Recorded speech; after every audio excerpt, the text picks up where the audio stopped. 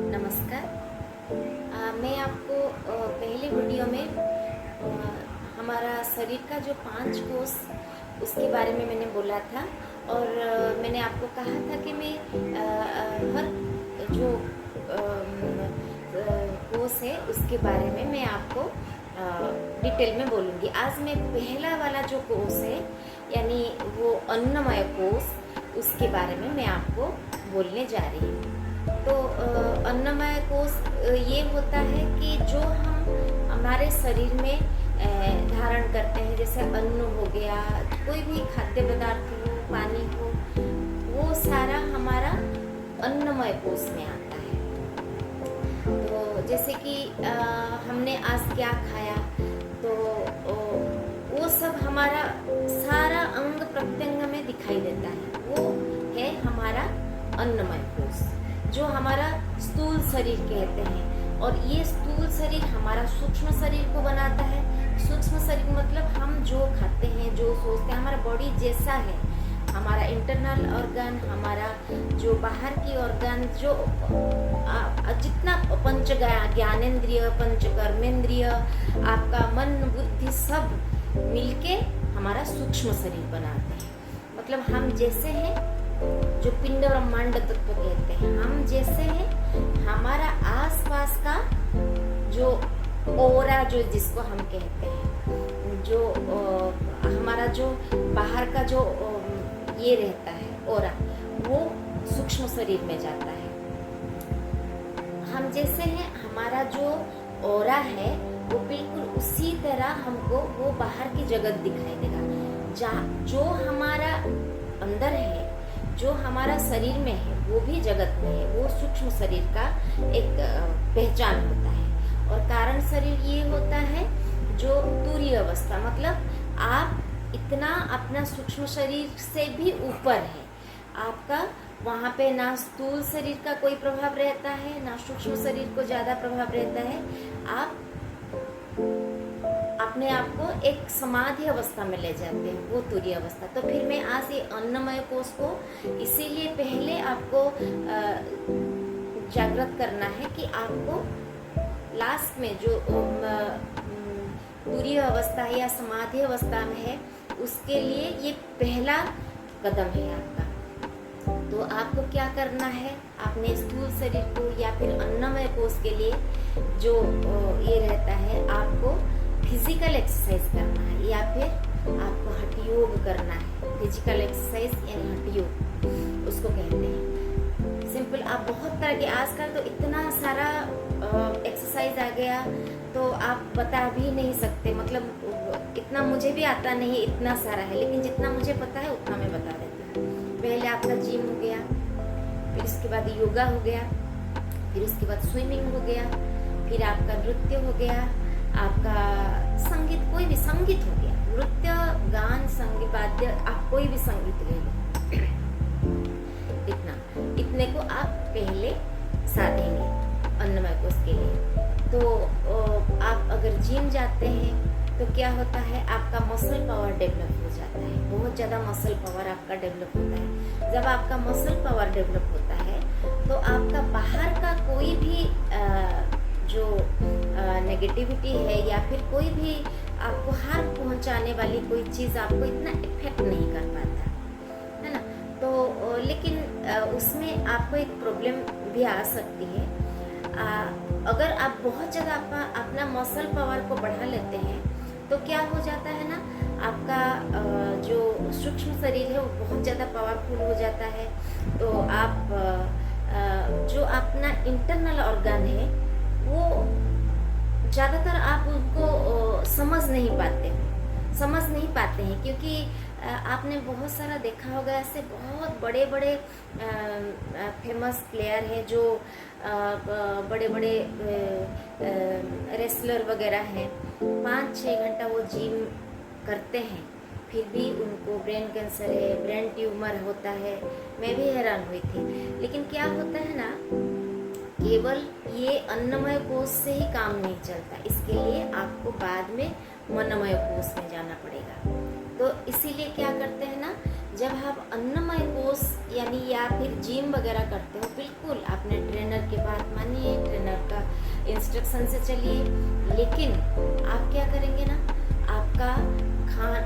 आपका चिंतन शक्ति भी उसके साथ रखेंगे, आपका जीवन शैली, आपका जो दिनचर्या है उसको भी संयमित रखना बहुत जरूरी है। केवल ये अन्नमय कोष से काम नहीं चलता है, उससे ऊपर आपको मनमय कोष में जाना पड़ता है। ठीक है, ये तो हो गया जिम के बाद। आपको मैं जिम के बारे में और किसी दिन अच्छे से बताऊंगी, कैसे आपका कॉस्ट्यूम होना चाहिए, क्या होना चाहिए, क्या क्या होना चाहिए। देखो, जिम का तो ज़्यादा मुझे ट्रेनिंग नहीं है, लेकिन 7-8 साल में मैंने जो ट्रेनिंग लिया है, बहुत बढ़िया बढ़िया जो मेरे ट्रेनर जो बहुत बढ़िया बढ़िया रहे हैं, बढ़िया बढ़िया मतलब वो बाहर जाके सब रेसलिंग वगैरह करते हैं, तो उनसे मुझे जो शिक्षा मिला है मैं आपको उतना ही बता सकती हूँ, लेकिन आपका ट्रेनर में भी आपको बहुत अच्छा बता देंगे। तो ये जिम का एक मतलब, आप जिम करते हो, पहले सब ये करते थे जो कुश्ती वगैरह करते थे, या फिर पहले बहुत सारा ऐसे प्रथा था जो आज जिम में हो गया। पहले भी ऐसा था, अब ये सब प्रथा था, लेकिन उसके बाद आया योगा। योगा योगा क्या होता है ना, आपका मसल पावर तो आपको बहुत डेवलप होता है, लेकिन उसके साथ क्या होता है ना, आपका बॉडी का फ्लेक्सिबिलिटी बढ़ती है। जिम में आपका फ्लेक्सिबिलिटी इतना बढ़ती नहीं है, लेकिन आपको योगा में फ्लेक्सिबिलिटी आपकी बहुत बढ़ जाती है। मसल पावर भी बढ़ती है, फ्लेक्सिबिलिटी भी बढ़ती है। तो इसीलिए आप अगर जिम भी करते हैं तो आप मैंडेटरी रखिए योगा को, क्योंकि अगर योगा आप नहीं करते हैं तो इतना अच्छा स्ट्रेचिंग आपका नहीं हो पाएगा। अगर आप जिम के साथ योगा करते हैं तो क्या होता है ना, आप ज़्यादा बेनिफिटेड हो सकते हैं उससे। जिम में खाली जिम करके अगर आप जितना नहीं हो सकते हैं, आप योगा करके उसके साथ अगर योगा ऐड करेंगे तो आप ज़्यादा बेनिफिट आपको मिलेगा। तो योगा मैंडेटरी रखिए। योगा कैसे, क्या क्या योगा रखेंगे? स्ट्रेचिंग के लिए आप हाथ के स्ट्रेचिंग के लिए बहुत सारे योगा है, आपका बैक के स्ट्रेचिंग के लिए बहुत सारा योगा है, पेट के स्ट्रेचिंग के लिए, नेक के लिए, सब के लिए आपका बहुत, हर चीज़ के लिए आपका बहुत अच्छा सा स्ट्रेचिंग रहता है। मैं आपको एक दिन थोड़ा थोड़ा करके आपको सब धीरे धीरे पूरा पैर से लेके एकदम बताऊंगी सब। फिर उसके बाद आया, ये तो हो गया योगा के बाद, थोड़ा सा रखिए। अगर आप योगा पूरा करते हैं तो भी आप जिम को भी थोड़ा सा रखिए, वो भी आपको जरूरी है। ऐसा नहीं कि आप योगा पूरा करेंगे उसको छोड़ देंगे, आप उसको भी थोड़ा बहुत रखिए। जैसे कोई भारी चीज़ उठाना, कोई ऐसा नहीं कि पूरा एक कोई भारी चीज़ उठाना, या फिर, लेकिन एक बात ध्यान रहे, जिम ना जब आप जाएं साइकिलिंग करें, आप फिर ट्रेडमिल में भागें या फिर दौड़ें। नीचे भी जिम में भी ऐसा सिस्टम है, नीचे में भी दौड़ने का भी सिस्टम है, नीचे दौड़ें।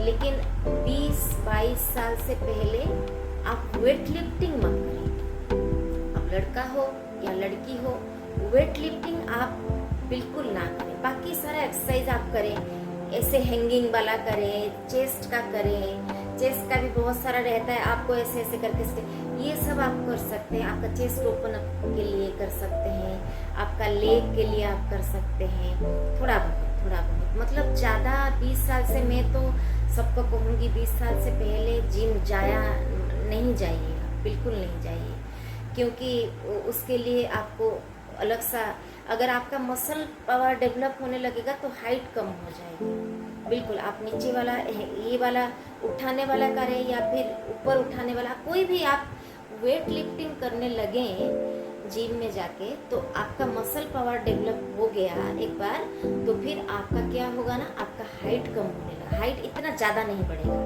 जितना तेज़ी से बढ़ने वाला है इतना नहीं बढ़ेगा। जैसे आप हाइट बढ़ाने के लिए आप बहुत सारा योगा ऐसे है, आप कर सकते हैं उस चीज़ को। जैसे आपको वो ताड़ासन वगैरह बच्चों के लिए भी बहुत अच्छा होता है, खास करके बच्चों को भी कराया जाता है ताड़ासन। एकदम ये टोस पे खड़ा रह के ऊपर, मैं आपको एक दिखाऊंगी ताड़ासन वगैरह बच्चों को हाइट बढ़ाने के लिए, वो सब करा करिए।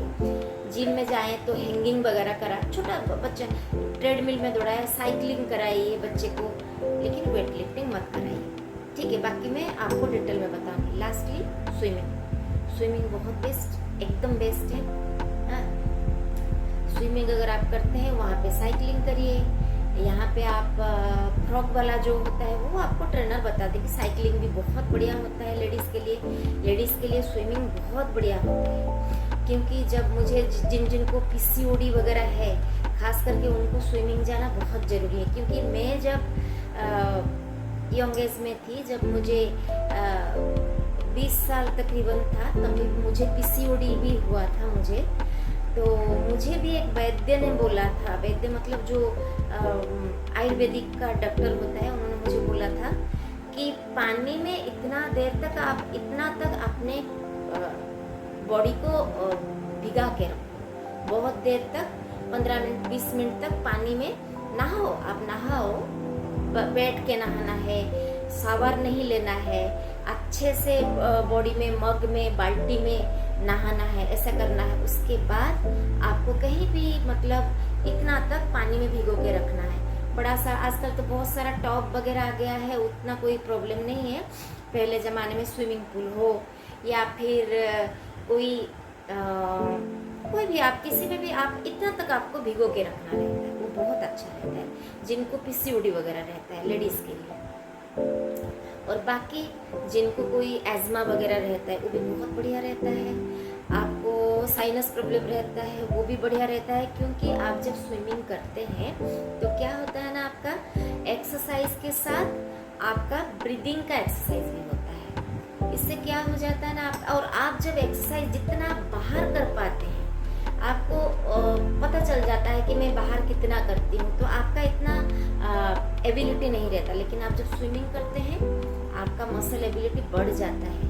जितना आप बाहर कर सकते हैं पानी में, आप ज़्यादा, आपका मसल्स ज़्यादा एक्सरसाइज होता है। तो ये सब अच्छा रहता है, बहुत सारा ये रहता है। स्विमिंग बहुत बढ़िया होता है। आप वहाँ पे जाके ब्रीदिंग एक्सरसाइज करिए, बार बार नीचे अपने आप को ये करिए। ब्रीदिंग एक्सरसाइज आपको कंटिन्यूसली आपका जिम ट्रेनर आपको बता देंगे। उसके साथ पहले, उसके लास्टली आप प्राणायाम करें और आपका ये खत्म करें। जो भी आपका प्राणायाम अच्छा लगे प्राणायाम करें, प्रणव करें। प्रणव मतलब ओंकार का चैंटिंग करें। ऐसे करके अपना अन्नमय कोश यानी जो हमारा स्थूल शरीर को हम अच्छे से मेंटेन कर सकते हैं। तो ठीक है, मैंने आज इतना ही स्थूल शरीर के बारे में बोला, या फिर जो अन्नमय कोश उसको हम कैसे ख्याल रखेंगे, क्या है उसका, क्या ये है महत्व है, वो मैंने आपको आज बोला। फिर नेक्स्ट वीडियो में मैं आपको मनोमय कोश के बारे में बोलूँगी। मुझे आशा है कि आपको ये वीडियो से बहुत फायदा हुआ होगा। तो मैं आप सबका मंगल कामना करके यहाँ पे अपना वीडियो को खत्म